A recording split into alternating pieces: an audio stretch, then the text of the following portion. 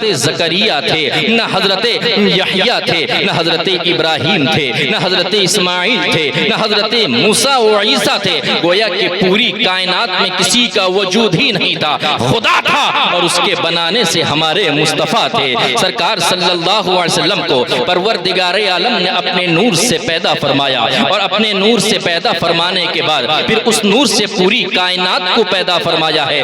یہ کون کہہ رہا ہے؟ نبی پاک فرما رہے ہیں، اور یہ ہمارا عقیدہ ہے۔ نبی پاک جو کہتے ہیں وہ سچ ہے۔ ہمارا یہ بھی عقیدہ ہے کہ سورج تو پچھم سے نکل سکتا ہے، لیکن نبی پاک جو کہتے ہیں وہ کبھی غلط ہو نہیں سکتا۔ یہ سنیوں کا عقیدہ ہے۔ سرکار صلی اللہ علیہ وسلم کے نور سے پروردگار عالم نے جنت کو بھی پیدا فرمایا۔ نبی پاک کے نور سے پروردگار عالم نے اس زمین کو بھی پیدا فرمائی۔ پروردگار عالم نے نبی پاک کے نور سے آسمان کو پیدا فرمایا۔ پروردگار عالم نے نبی پاک کے نور سے عرش و کرسی کو پیدا فرمایا۔ پروردگار عالم نے نبی پاک کے نور سے پوری کائنات کو پیدا فرمایا۔ آدم بھی ہے تو نبی پاک کے نور سے ہیں، شیس بھی ہے تو نبی پاک کے نور سے ہیں، یحییٰ بھی تو ہے نبی پاک کے نور سے ہیں۔ گویا کہ کم و بیش 1,24,000 پیغمبران اسلام کو اللہ تعالیٰ نے اس دنیا میں مبعوث فرمایا، سوائے نبی کے ہر ایک نبی پاک کے نور سے پیدا کیا گیا ہے۔ سمندر میں جو آپ روانی دیکھتے ہیں نبی پاک کے نور سے ہے،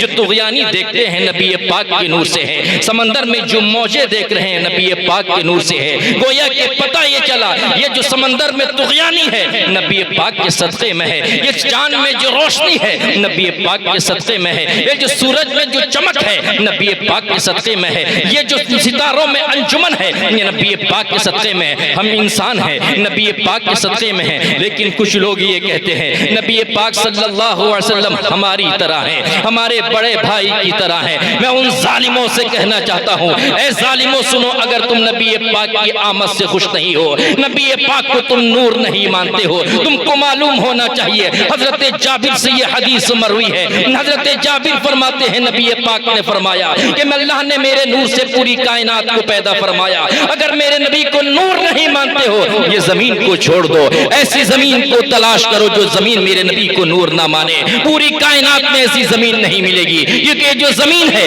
یہ نبی پاک کے ماننے والی زمین ہے، یہ جو آسمان ہے نبی پاک کا ماننے والا آسمان ہے۔ لیکن ذہن پہ سوال پیدا ہوتا ہے، پروردگار عالم تو اس چیز کی طاقت رکھتا تھا، اس چیز کی قدرت رکھتا تھا، اگر وہ چاہتا اپنے نور سے پوری کائنات کو پیدا کر سکتا تھا، لیکن کیا بات ہے وہ نبی پاک کے نور سے پوری کائنات کو پیدا فرما رہا ہے۔ وجدان بوڑ پڑا، وجدان یہ کہہ پڑا، پروردگار عالم کی مشیت یہ ہے کہ میرا رسول، میرا محبوب، میرا حبیب سے میرا محتاج رہے، اور پوری کائنات میرے مصطفیٰ کی محتاج رہے۔ سرکار صلی اللہ علیہ وسلم کی آمد ہے۔ حدیث قدسی کہتی ہے لولا لما خلقت الافلاک والارضین، یعنی محبوب اگر آپ کو پیدا کرنا مقصود نہ ہوتا تو میں پوری کائنات کو پیدا نہیں کرتا۔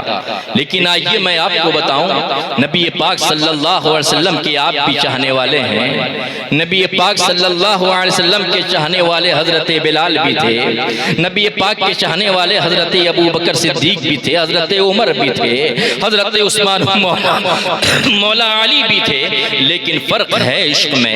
ان کا عشق کیسا تھا آئیے میں آپ کو بتاؤں۔ حضرت بلال کے تعلق سی روایتوں میں یہ ملتا ہے، حضرت بلال امیہ بن خلف کے غلام تھے۔ یہ امیہ بن خلف بار بار یہ کہتا تھا کہ ایک خدا کی پرستش کو چھوڑ دو۔ محمد عربی صلی اللہ علیہ وسلم کے تعلق سے یہ کہتا تھا ان کی دامن سے تم وابستہ ہو، تم اس سے دور ہو جاؤ، لیکن بلال یہ کہتے تھے کہ نہیں نہیں، میں ان کا چاہنے والا ہوں، میں تمہارا غلام تو ہوں لیکن اصل غلام میں ان کا ہوں، میں ان کے ہاتھ میں بک چکا ہوں، لیکن دنیاوی اعتبار سے میں تمہارا غلام ہوں۔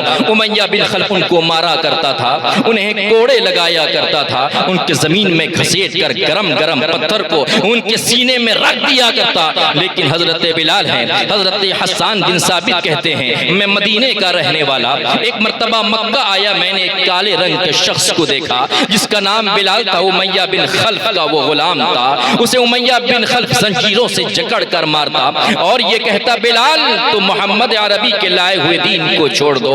جب امیہ بن خلف تھک جاتا ابو جہل کو دیا جاتا، ابو جہل مار کے تھک جاتا عتبہ کو دیا جاتا، عتبہ جب زنجیروں سے جکڑ کر مار کے تھک جاتا پھر ولید ابن مغیرہ کو دیا جاتا۔ میں اس بلال کے پاس گیا اور میں نے یہ کہا یہ لوگ تم کو ستا رہے ہیں، تم کو مار رہے ہیں، تمہیں زد و کوب کر رہے ہیں، تم کو ستایا جا رہا ہے، ظلم و استبداد کے پہاڑ توڑے جا رہے ہیں، لیکن تم اپنی زبان سے احد احد پکار رہے ہو، ایک خدا کو پکار رہے ہو۔ حضرت بلال نے کہا دنیاوی مثال میں آپ کو بتاتا ہوا چلوں، اگر آپ بازار جائیں ایک مٹی کا برتن اگر خریدتے ہیں تو پہلے اسے بجا کر دیکھتے ہیں کہیں مٹی کا برتن کچا تو نہیں ہے۔ بلا شبہ حضرت بلال نے یہ کہا کہ حسان سنو، آج پروردگار بلال کو خرید رہا ہے اور یہ دیکھ رہا ہے کہیں میرا بلال کچا تو نہیں ہے۔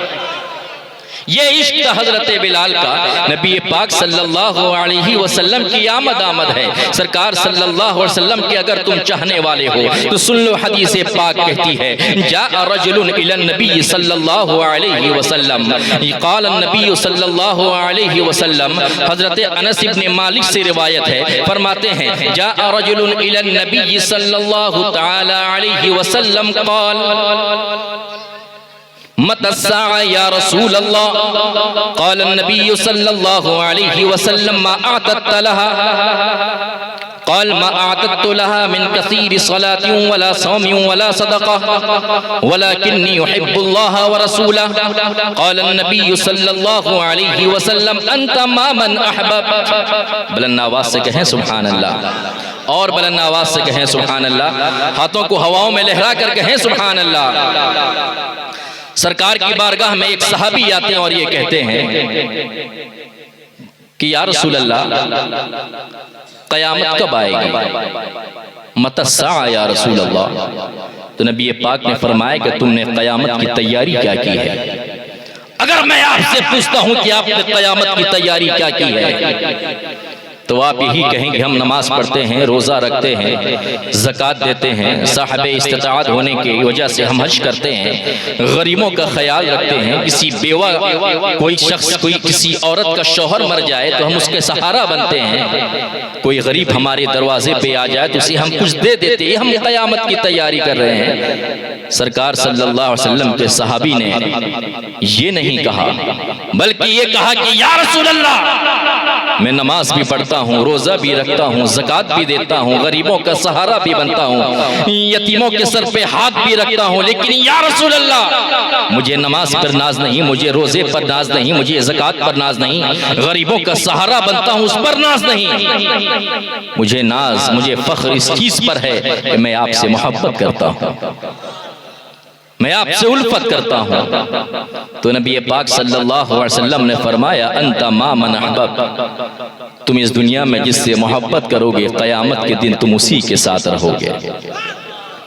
اب میں آپ سے پوچھتا ہوں کہ آپ یہ بتاؤ آپ کس سے محبت کرتے ہیں؟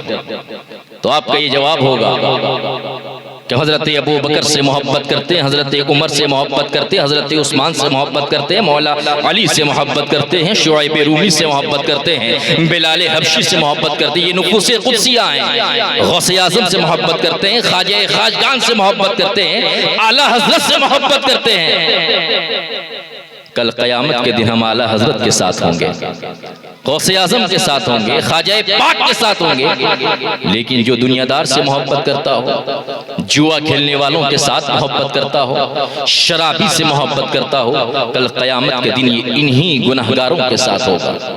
مسلمانوں میں آپ سے یہ کہنا چاہتا ہوں نبی کے سچے چاہنے والے بن جاؤ، نبی پاک کے عشق میں جینے اور مرنے کی قسمیں کھاؤ، نبی پاک نے جو تعلیم آپ کو دی ہے اسے ماننے کی ضرورت ہے، نماز کو کبھی قضا ہونے مت دو، اگر کوئی غریب آتا ہے اللہ نے جو آپ کو مال دیا ہے اس پر لٹاؤ، کیونکہ یہ مال اسی کا دیا ہوا ہے، کسی غریب کا مذاق مت اڑاؤ، بالخصوص جس کے سر سے اس کے باپ کا سایہ اٹھ چکا ہو، جس کی ماں دنیا سے جا چکی ہو، آپ اس کا سہارا بنو۔ اگر آپ ایسا کرتے ہو تو نبی پاک بھی آپ سے خوش ہوں گے، اللہ بھی آپ سے خوش ہوگا، یہ جلسہ کرانے کا مقصد بھی ہمارا حل ہو جائے گا۔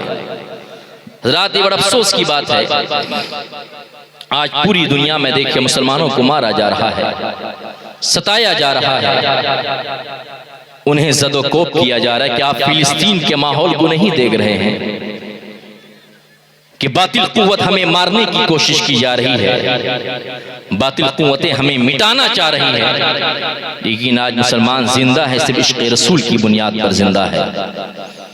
آج ہمارے اندر جو برائیاں ہیں، حضرت آدم سے لے کر حضرت عیسیٰ تک کی قوموں میں جو برائیاں تھیں، وہ تمام بیماریاں برائیاں اس امت میں نظر آ رہی ہے۔ لیکن آپ خوش قسمت ہیں کہ جس نبی کی امت ہے، اس امت میں کھلے عام کبھی عذاب آ نہیں سکتی۔ حضرت موسیٰ علیہ السلام کی قوم اگر کوئی ایسا کام کرتی جو شریعت اسلامیہ کے خلاف ہو، اسی وقت عذاب نازل ہو جایا کرتا تھا، لیکن یہ ہمارے رسول کی خصوصیت ہے۔ اللہ تعالیٰ فرماتا ہے وَمَا كَانَ اللَّهُ لِيُعَذِّبَهُمْ وَأَنْتَ فِيهِمْ، اے محبوب ہم آپ کی امت پر عذاب کیسے نازل کریں کیونکہ ان میں آپ موجود ہیں۔ اسی لیے مسلمانوں برائیوں سے دور ہو جاؤ، سرکشیوں سے دور ہو جاؤ، گناہوں سے توبہ کرو، کیونکہ آپ کنتم خیر امت، بہترین امت ہو، اور آپ کا طریقہ یہ ہونا چاہیے تمام امت میں افضل آپ نظر آئیں۔ جب آپ چلے تو آپ کو دیکھنے والا دیکھ کر یہ کہے جب نبی کا عاشق ایسا ہے تو اس کے نبی کیسے ہوں گے۔ آپ کا چلنا بھی نبی پاک کی سنت کے مطابق ہو، آپ کا بیٹھنا بھی نبی پاک کی سنت کے مطابق ہو، آپ کا بولنا بھی نبی پاک کی سنت کے مطابق ہو، آپ کا کھانا بھی نبی پاک کی سنت کے مطابق ہو، بیوی کے ساتھ سلوک بھی نبی پاک کی سنت کے مطابق ہو، والدین کے ساتھ سلوک بھی نبی پاک کی سنت کے مطابق ہو، بھائی چارگی بھی نبی پاک کی سنت کے مطابق ہو، پڑوسی سے اچھا سلوک نبی پاک کی سنت کے مطابق ہو۔ اگر آپ ایسا کرتے ہیں آپ ہی کے وجود میں نبی پاک کا وجود نظر آئے گا، اور دیکھنے والا یہ کہے گا کہ جب عاشق ایسا ہے تو جن سے یہ عشق کرتے ہیں، جن سے یہ محبت کرتے ہیں، وہ کیسے ہوں گے۔ مسلمانوں یہ آپ کے اندر پیدا ہونا چاہیے۔ جلسہ تو آپ کرتے ہیں، تقریریں تو آپ سنتے ہیں، لیکن آپ کے اندر تبدیلی نہیں ہے، آپ کے اندر بدلاؤ نہیں ہے۔ آپ کو معلوم ہونا چاہیے پروردگار عالم نے ہم پر نماز کو فرض کی ہے، روزے فرض کیے ہیں، پروردگار عالم نے ہم پر زکوٰۃ فرض کی ہے۔ اگر وہ اس چیز کو اس کا مال نصاب کو پہنچ جائے، اگر وہ صاحب نصاب ہو تو اس پر زکوٰۃ فرض ہے، اگر وہ استطاعت رکھتا ہے حج کرنے کا تو حج فرض ہے۔ لیکن آئیے میں آپ کو بتاؤں پروردگار عالم جب حج کو فرض کرنا چاہا تو حضرت جبرائیل امین کو آیت قرآنی دے کر بھیجا کہ جاؤ جاؤ محبوب سے یہ کہہ دو کہ آپ کی امت پر حج فرض کیے گئے۔ جب پروردگار عالم نے زکوٰۃ کو فرض کرنا چاہا تو حضرت جبرائیل کو آیت قرآنی دے کر بھیجا اور یہ کہا کہ جاؤ اپنے میرے محبوب سے کہہ دو کہ ان پر زکوٰۃ فرض کیے گئے۔ جب پروردگار عالم نے روزے کو فرض کرنا چاہا تو اپنے محبوب صلی اللہ علیہ وسلم کی بارگاہ میں حضرت جبرائیل کو بھیجا اور یہ کہا کہ جاؤ میرے محبوب سے کہہ دو کہ آپ کی امت پر روزے فرض کیے گئے۔ لیکن پروردگار عالم نے جب نماز کو فرض کرنا چاہا تو حضرت جبرائیل کو نہیں بھیجا کہ جاؤ محبوب سے یہ کہہ دو کہ ان کی امت پر نماز فرض کیے گئے، نہیں، بلکہ کہا کہ جاؤ میرے محبوب کو بلا لاؤ۔ حضرات وہ مہینہ داخل ہو چکا ہے، یہی مہینہ ہے جسے رجب المرجب کہتے ہیں۔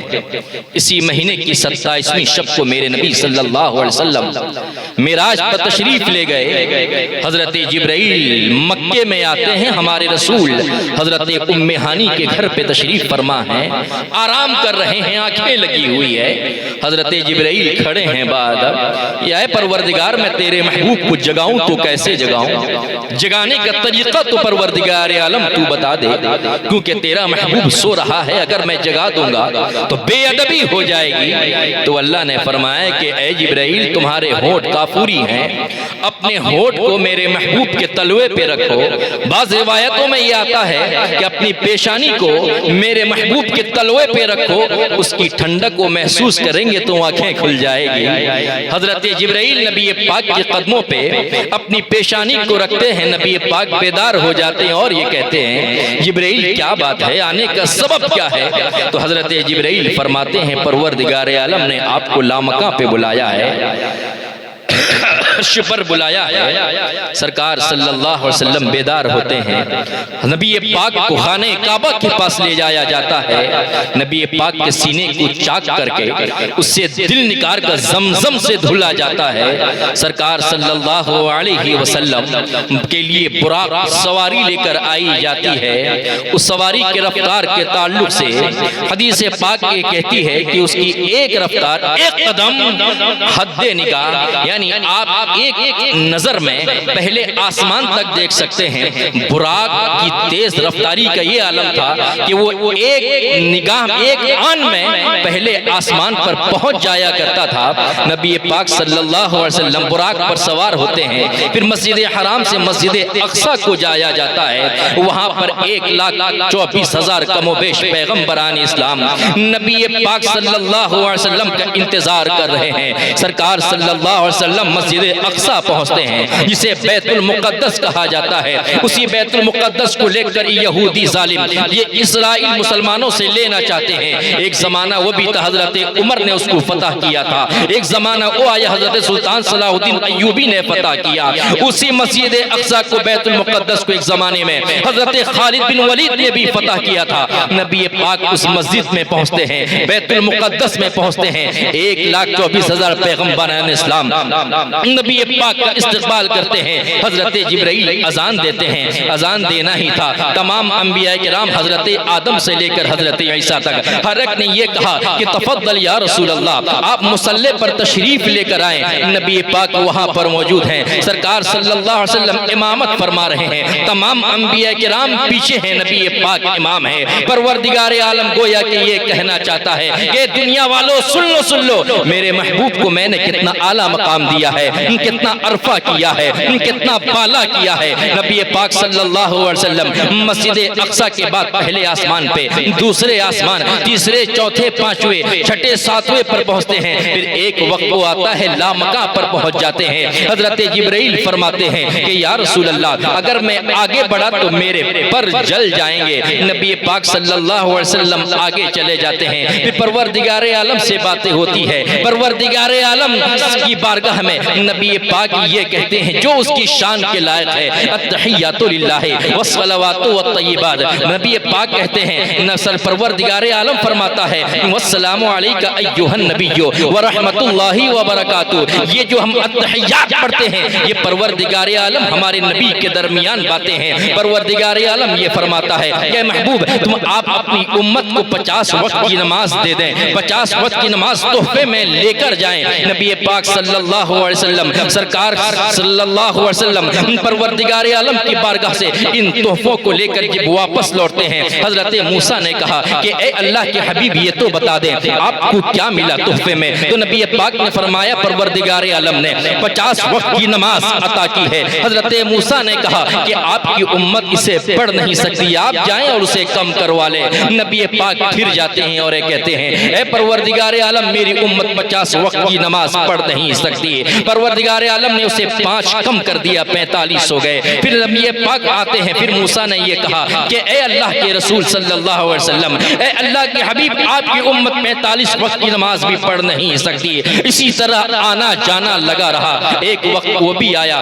کہ صرف 5 وقت کی نماز رہ جاتی ہے۔ حضرت موسیٰ نے پھر یہ کہا کہ اے اللہ کے رسول، آپ کی امت 5 وقت کی نماز بھی پڑھ نہیں سکتی۔ نبی پاک نے فرمایا کہ اے موسیٰ، مجھے اب حیا محسوس ہو رہی ہے، میں شرم محسوس کر رہا ہوں۔ پروردگار عالم نے 50 سے 5 کر دیا ہے۔ لیکن آپ کو بتاؤں، نبی پاک اس روئے زمین پر تشریف لے کر آتے ہیں اور اپنی امت سے کہتے ہیں کہ پروردگار عالم نے ہمیں 5 وقت کی نماز عطا کی ہے، لیکن پہلے ہمیں 50 وقت کی نماز عطا کی تھی۔ لیکن پروردگار عالم کا کرم ہے، اس کا فضل ہے، اس نے 50 سے 5 کر دیا۔ لیکن ساتھ ہی ساتھ پروردگار عالم نے یہ بھی فرمایا اگر آپ کی امت 5 وقت کی نماز پڑھے گی تو اسے 5 وقت کا ثواب نہیں بلکہ 50 وقت کا ثواب عطا کر دیا جائے گا۔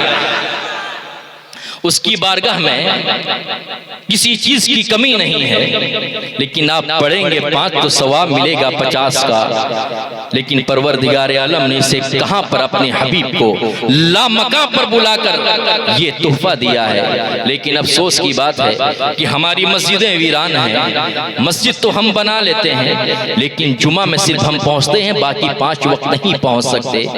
یہ جلسہ سے زیادہ ضروری آپ کے لیے ہے مسجد میں سجدہ کرنا، مسجد میں اللہ کی عبادت کرنا۔ آپ جلسے میں اپنی علماء سے یہ سنتے ہیں کہ نماز کی پابندی کرو، لیکن افسوس کی بات یہ ہے کہ آپ نماز سے دور ہوتے ہوئے نظر آتے ہیں۔ آپ یہ کہتے ہیں کہ روزی میں برکتیں ختم ہو گئی، بچے نافرمان ہو گئے، بیویاں ہمارے ساتھ غلط سلوک کر رہی ہیں، لیکن مسلمانوں آپ کے ساتھ ایسا کیوں ہو رہا ہے؟ کیونکہ آپ نماز سے دور ہو، احکام شریعہ سے دور ہو۔ پروردگار عالم نے جن چیزوں کا حکم دیا ہے ان چیزوں سے تم دور ہوتے ہوئے نظر آ رہے ہو۔ پڑوسی پہ ظلم تم کرتے ہو، بیویوں پر ہاتھ تم اٹھاتے ہو، باپا کے ساتھ سلوک غلط آپ کرتے ہو، اور آپ یہ چاہتے ہو کہ لوگ آپ کے ساتھ اچھا سلوک کریں۔ جس کا جو حق ہے اس کو اگر آپ ادا کرتے ہیں، انشاءاللہ عزت آپ کے مقدر ہے، عزت آپ کے قدموں کو چومتے ہوئے نظر آئے گی۔ لیکن آج کا مسلمان نہ شکل سے مسلمان دکھتا ہے، نہ سیرت سے مسلمان دکھتا ہے۔ مسلمانوں اپنے اندر انقلاب پیدا کرو، اپنے اندر تبدیلی پیدا کرو، اپنے گھر کے ماحول کو اسلامی ماحول میں ڈال دو، اپنے بچوں کو قرآن کی تعلیمات سے آگاہ کرو، اپنے علاقے کے مدرسے میں مسجد کے ائمہ کے پاس بھیجو اور یہ کہو کہ بیٹا جا ان سے قرآن تو سیکھ، قرآن پڑھنے کا طریقہ تو جان لے، نماز کے فرائض کیا ہیں اس کو جان، نماز کے واجبات کیا ہیں اس کو جان۔ ان چیزوں کا جاننا صرف علماء کے لیے فرض نہیں بلکہ آپ کے لیے بھی فرض ہے قرآن کریم کی تلاوت کرنا، آپ کے لیے بھی فرض ہے نماز کے صحیح طریقے سے ادا کرنا، آپ کے لیے فرض ہے زکوٰۃ کے احکام کو جاننا، آپ کے لیے فرض ہے روزے کے احکامات کو جاننا، یعنی روزے کن چیزوں سے ٹوٹتے ہیں، روزے کے صحیح ہونے کا طریقہ کیا ہے۔ مسلمانوں آپ کے اندر یہ ہونا چاہیے۔ اگر میں تقریر میں صرف سرکار کی سیرت بیان کر دوں یہ حق ادا نہیں ہوگا۔ حق تو ادا یہ ہوگا کہ آپ کے اندر تبدیلی پیدا ہو جائے، مسلمان جیسے رہنے کا سلیقہ آپ کے اندر پیدا ہو جائے۔ جانتے ہیں کل کا مسلمان کیسا تھا؟ کل کا مسلمان ایسا تھا جب جنگیں ہوتی تھی، جنگ بدر کی تاریخ آپ کو بتاؤں، جب جنگیں ہوتی تھی، جب نماز کا وقت ہو جاتا تو وہ قافلہ 2 حصے میں تبدیل ہو جایا کرتا تھا، ایک قافلہ پیچھے اور ایک قافلہ آگے رہ کر دشمنوں سے لڑا کرتا تھا۔ جو قافلہ پیچھے رہتا وہ نماز اپنی سواری میں رہ کر ادا کرتا، اس کے بعد جب وہ قافلہ نماز ادا کر لیتا پیچھا والا قافلہ آگے آ جاتا، اور آگے والے قافلے میں جو لوگ رہتے وہ پیچھے چلا جایا کرتے تھے۔ یہ طریقہ تھا۔ گویا کہ مسلمانوں میں آپ کو بتانا چاہتا ہوں جب تلوار کے سائے تلے بھی مسلمان رہے لیکن کبھی نمازوں کو انہیں ترک نہیں کیا، لیکن آج تو آپ تلوار اٹھا نہیں رہے ہیں، تلوار نظر نہیں آ رہی ہے۔ اللہ نے اسلام کو بڑی عزت بخشی ہے، لیکن اذان پکار کر یہ کہہ رہی ہے حی علی الصلاۃ، آؤ نماز کی طرف۔ اس کے بعد مؤذن یہ کہہ رہا ہے حی علی الفلاح، آؤ کامیابی کی طرف۔ نماز میں ہی ہمیں درس دیا جا رہا ہے، اذان میں ہی ہمیں درس دیا جا رہا ہے۔ اگر تم نماز پڑھو گے تو کامیابی تمہارے قدموں کو چومتے ہوئے نظر آئے گی، لیکن کیا دیکھا جا رہا ہے؟ ہماری مسجد ویران ہے، مسجد میں صرف بوڑھے لوگ پہنچتے ہیں اور یہ سوچ کر پہنچتے ہیں اب آخری وقت آ چکا ہے، ہم نے عمر کا آخری حصہ گزار دیا ہے، لیکن اب چلو مسجد چلتے ہیں۔ مسلمانوں یاد رکھو تم نوجوان ہو، نوجوانوں میں تبدیلی کی ضرورت ہے، مسلمانوں میں انقلاب لانے کی ضرورت ہے، اور ہمارا معاشرہ یہ ہے، ہماری ماں اور بہنیں یہاں پر موجود ہیں۔ آج کے مسلمان عورتوں کو یہ دیکھا جاتا ہے اب کا بچہ اگر روتا ہے تو ٹی وی لگا دیا جاتا ہے، اور اس ٹی وی میں ناچ اور گانے دکھائے جاتے ہیں بچوں کو، اور بچوں سے یہ کہا جاتا ہے یہ دیکھو، یہ تماشا دیکھو، یہ ڈانس دیکھو، یہ گانا سنو۔ مسلمانوں کی عورتوں سے میں کہنا چاہتا ہوں آپ سیدہ فاطمہ کی چاہنے والی ہیں، سیدہ فاطمہ کی آپ خادمہ ہیں۔ سیدہ فاطمہ نے بھی حسنین کریمین کی تربیت کی تھی۔ جب حسنین کریمین رویا کرتے تھے سیدہ فاطمہ قرآن کی تلاوت کیا کرتی تھی، قرآن کی تلاوت کرتی اور یہ کہتی حسنین تم چپ ہو جاؤ، حسن تم چپ ہو جاؤ، حسین تم چپ ہو جاؤ۔ اگر یہ طریقہ ہماری گھر کی خاتون کا رہا، ہماری گھر کی عورتوں کا رہا، قسم خدا کی وہ بچہ کبھی آپ کا نافرمان نہیں بلکہ فرما بردار ہوتا ہوا نظر آئے گا۔ آج کی عورتوں سے میں کہنا چاہتا ہوں ماں کی جو گود ہے وہ بچے کی پہلی درسگاہ ہے، سب سے پہلا کلاس وہی ہے۔ ماں کی گود میں بچہ جس طرح تربیت پاتا کرتا ہے اسی طریقے سے اس کے آگے زندگی گزرتی ہے۔ اگر ماں نے سکھایا ہوگا کہ بیٹا سنو سنو کبھی جھوٹ مت بولنا، وہ بچہ کبھی جھوٹ نہیں بولتا ہے۔ اگر ماں نے یہ کہا کہ بیٹا کبھی ایسا کام نہ کرنا جس سے ہمیں تکلیف ہو، وہ بیٹا کبھی وہ کام نہیں کرتا ہے۔ اگر ماں نے یہ کہا کہ بیٹا کسی کو مارنا مت، کسی پر ظلم مت کرنا، کہ وہ بیٹا کبھی کسی پر ظلم کرتا ہوا نظر نہیں آتا ہے۔ اسی لیے میں اپنی ماں اور بہنوں سے کہنا چاہتا ہوں، اپنے گود میں بچوں کی جو آپ پرورش کر رہی ہیں، اپنے بچوں کی جو کفالت کر رہی ہیں، اپنے بچے کو جو دودھ پلاتی ہیں، نبی پاک صلی اللہ علیہ وسلم کی بیٹی سیدہ فاطمہ نے بھی حسنین کریمین کو دودھ پلایا ہے۔ سیدہ فاطمہ فرماتی ہے میں حسن اور حسین کو اس وقت تک دودھ نہیں پلاتی جب تک میں باوضو نہ ہو جاؤں، وہ وضو کر کے بچے کو دودھ پلایا کرتی تھی۔ یہی وجہ ہے کہ امام حضرت فاطمہ نے جب بچوں کی تربیت کی تو پوری کائنات نے دیکھا کہ امام حسین جو سید الشہداء ہیں، وہ دین متین کے لیے، خدمت اسلام کے لیے، اپنے نانا کے لائے ہوئے دین کے لیے مر مٹنا پسند کیا، لیکن اسلام پر آنچ آئے اسے کبھی پسند نہیں کیا۔ مسلمانوں، تم کی گھر کی عورتوں سے میں کہنا چاہتا ہوں، اپنے بچوں کی تربیت اس طرح کرو جس طرح سیدہ فاطمہ نے حسنین کریمین کی تربیت کی تھی۔ اور ساتھ ہی ساتھ میں آپ کو یہ بھی بتا دوں، عام عورتوں سے کے ساتھ ساتھ میں مردوں سے یہ کہنا چاہتا ہوں، اپنی بیویوں سے غلط سلوک نہ کرو، ان کو مارو مت۔ سرکار صلی اللہ علیہ وسلم نے ان کا رتبہ بہت اعلیٰ بتایا ہے، بہت بلند بتایا ہے۔ یہ عورتیں ٹیڑھی پسلی سے پیدا کی گئی ہیں، کبھی مزاج کے خلاف ہو تو اس پہ صبر کرو، اس کا اجر ملے گا، آپ کو ثواب ملے گا۔ اور میں ان عورتوں سے کہنا چاہتا ہوں، اپنے شوہر کی آپ فرما برداری کریں۔ نبی پاک نے یہ فرمایا کہ سجدہ کرنا صرف پروردگار عالم کے لیے ہے، کسی اور کے سامنے سجدہ کرنا جائز نہیں۔ اگر جائز ہوتا تو میں عورتوں کو حکم دیتا ہوں اپنی شوہروں کو سجدہ کرتی۔ نبی پاک نے بولنے کا مطلب یہ ہے کہ شوہر کا مقام کتنا بلند ہے، کتنا اعلیٰ، کتنا عرفہ ہے۔ لیکن آج کی عورتوں کا ماحول یہ ہے کہ وہ اپنے شوہر کے ساتھ زبان درازی کرتی ہوئی نظر آتی ہیں، اپنے شوہر کی نافرمانی کرتی ہیں۔ نبی پاک نے یہ بھی فرمایا جو عورت نیک ہو، پارسا ہو، تہجد گزار ہو، اگر اس کا شوہر اس سے راضی نہیں، اگر اس دنیا سے چلی جاتی ہے، اس کا ٹھکانہ جہنم ہے۔ یہ کون کہہ رہا ہے؟ میرے نبی کہہ رہے ہیں۔ میں اپنی ماں اور بہنوں سے کہنا چاہتا ہوں، آج تک آپ نے جو کیا سو کیا، جلسے کے بعد جائیں اپنے شوہر سے معافی مانگیں، معافی کے طلبگار ہوں، اور یہ وعدہ کر لیں میں کبھی آپ کی نافرمانی نہیں کروں گی، کبھی آپ کے خلاف کسی عورت کے سامنے بکواس نہیں کروں گی۔ ارے ہماری سوسائٹی کی عورتوں کا ماحول تو یہ ہے، اگر وہ کسی عورت کے سامنے بیٹھتی ہے تو اپنے شوہر کی بدگوئی کرتی ہوئی نظر آتی ہے۔ ارے تم وہ خاتون نہیں ہو، ارے تم تو وہ ہو۔ نبی پاک صلی اللہ علیہ وسلم نے تم کو بہت بلند کیا ہے، بہت اعلیٰ کیا ہے۔ نبی پاک کی تشریف آوری سے پہلے انہی عورتوں کے ساتھ ظلم ہوتا تھا، ان عورتوں کو کالی کوٹری میں ڈال دیا جاتا۔ جانتے ہیں مکے کا ماحول کیا تھا؟ اگر کسی کا شوہر مر جائے اس عورت کو بھی اس شوہر کے ساتھ زندہ درگور کر دیا جاتا تھا۔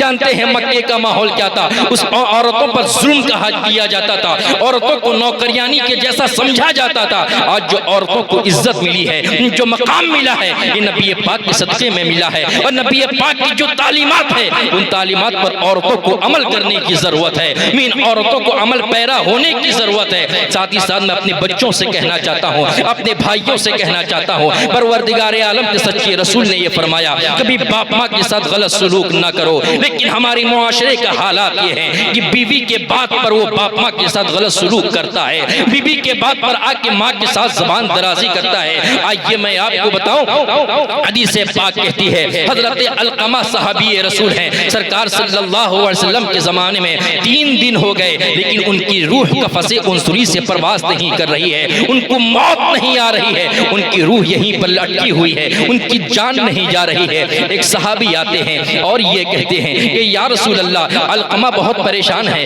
3 دن سے ان کی جان نہیں جا رہی ہے، روح پرواز نہیں کر رہی ہے۔ نبی پاک نے فرمایا مجھے علقمہ کے پاس لے چلو۔ حضرت علقمہ کے پاس جب لے جایا گیا، نبی پاک نے ان کی حالت کو دیکھا، دیکھنے کے بعد کہا کہ مجھے علقمہ کی ماں کے پاس لے چلو۔ علقمہ کے ماں کے پاس نبی پاک کو جب لے جایا گیا، نبی پاک صلی اللہ علیہ وسلم نے پوچھا کہ بتاؤ علقمہ کا سلوک تمہارے ساتھ کیسا تھا؟ حضرت علقمہ کی والدہ فرماتی ہیں کہ میرا بیٹا تہجد گزار، میرا بیٹا نمازوں کا پابند، میرا بیٹا روزہ رکھنے والا، قرآن کی تلاوت کرنے والا، آپ پر درود پڑھنے والا، غریبوں کا سہارا بننے والا، یتیموں کا سہارا بننے والا، بیواؤں کا سہارا بننے والا، یہ میرا بیٹا ہے۔ سرکار نے فرمایا کہ نہیں نہیں، اے علقمہ کی ماں یہ نہیں پوچھ رہا ہوں، میں تو یہ پوچھ رہا ہوں کہ بتاؤ علقمہ کا سلوک تمہارے ساتھ کیا تھا؟ حضرت علقمہ کی ماں کہتی ہیں کہ یا رسول اللہ یہ مجھ سے نہ پوچھیں، علقمہ ہمیشہ میرے سے لڑتا، اپنی بیوی کو اونچا دکھاتا،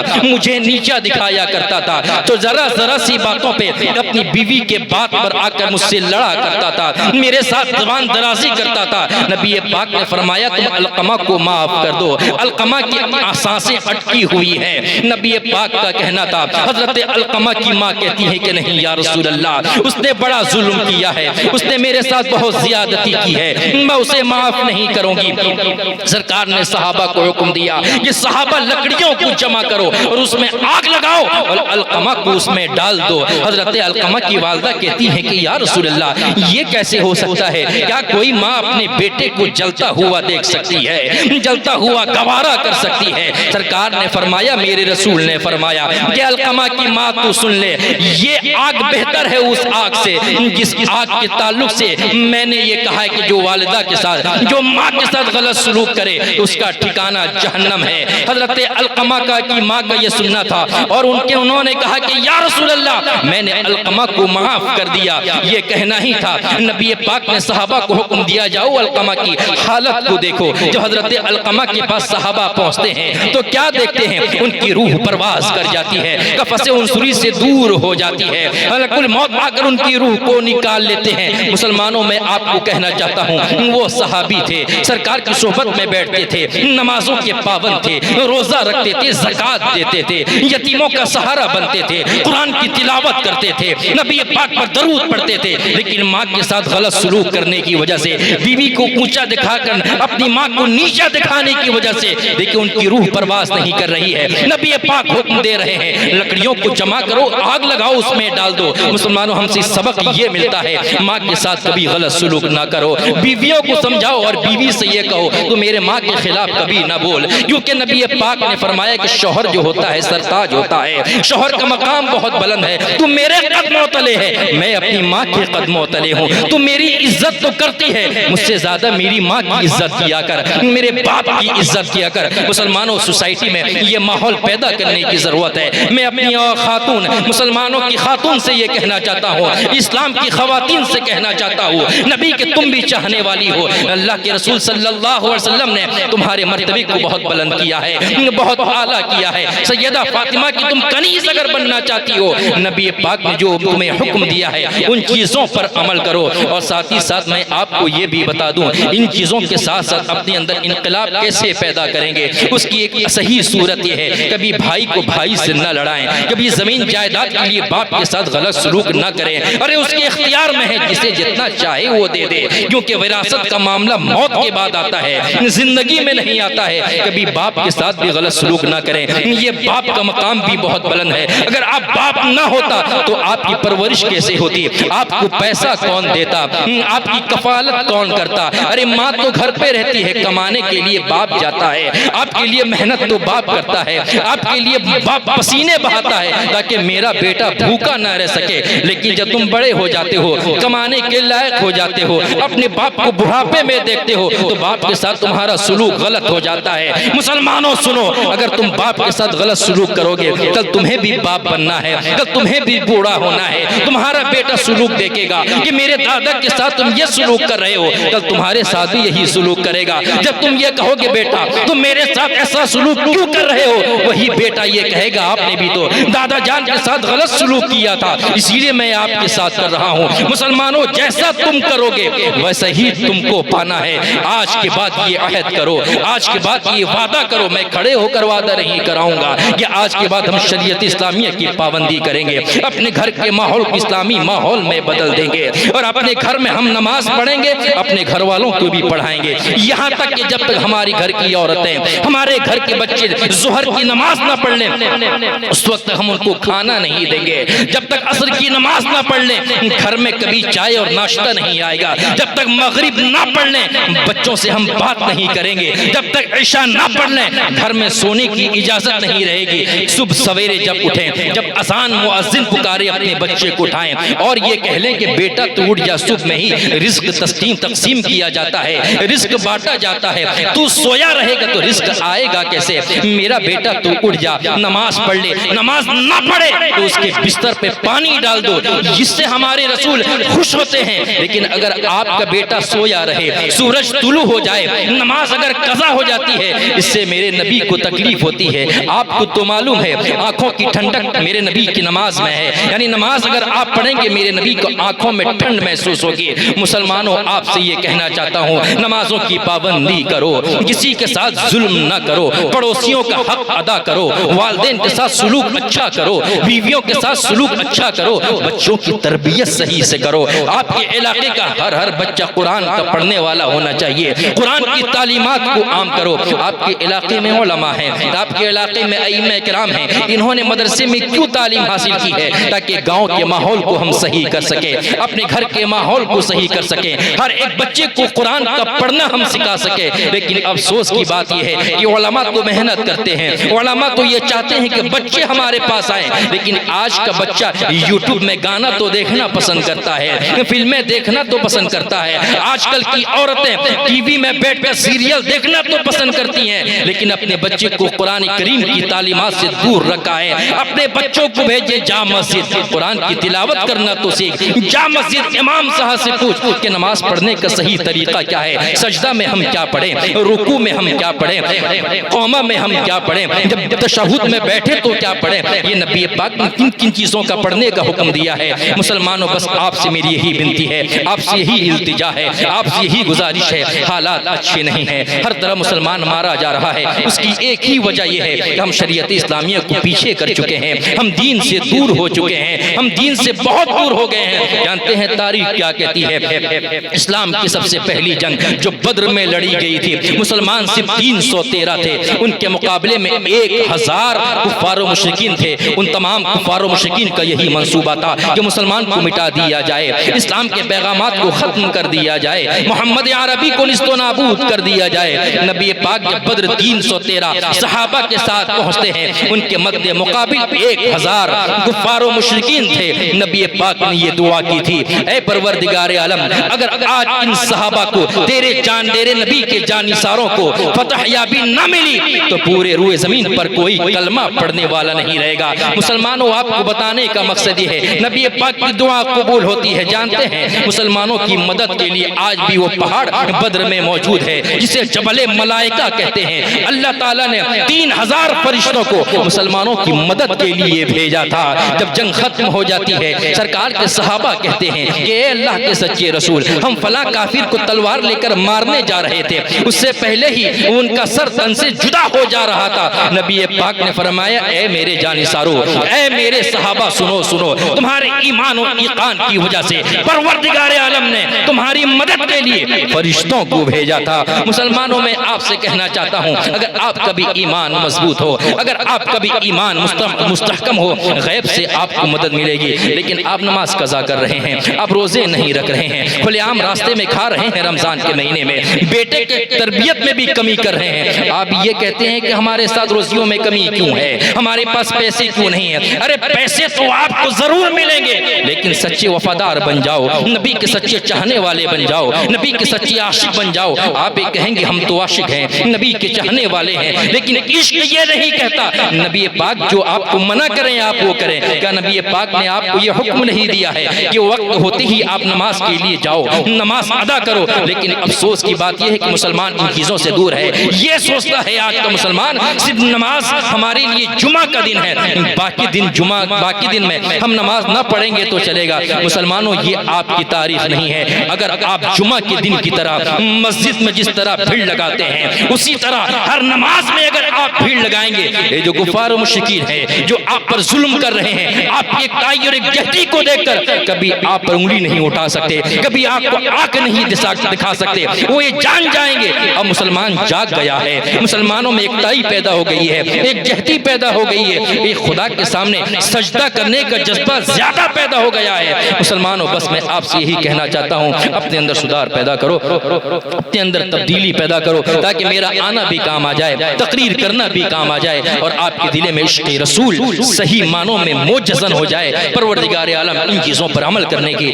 ہم سب کو توفیق عطا فرمائے, خدمت دین کرتے رہنے کی توفیق عطا فرمائے, اور اللہ کے رسول کی سنت کو عام و کام کرنے کی ہمیں توفیق دے. وما علینا الا البلاغ. السلام علیکم ورحمۃ اللہ وبرکاتہ.